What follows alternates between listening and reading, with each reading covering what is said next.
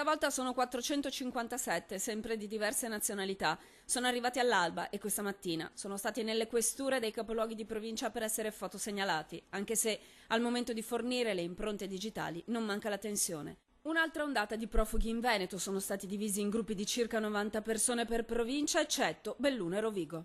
L'operazione Mare Nostrum continua coi mezzi terrestri, ovvero prefetture, questure e poi comuni. Sono i sindaci ad essere chiamati in causa insieme agli albergatori per dare ulteriore disponibilità. In caso contrario i prefetti sono pronti a ricorrere anche alle maniere forti. Di fronte a una situazione in cui le persone restano all'addiaccio, e quando parlo di persone parlo anche di bambini, lo strumento può essere anche la requisizione in uso di un edificio pubblico, un edificio di proprietà comunale. Posizione delicata quella dei sindaci. I numeri di questo nuovo arrivo non sono che la punta dell'iceberg. Sappiamo benissimo che dall'inizio dell'anno sono arrivate 100.000 persone che dovranno trovare collocazione.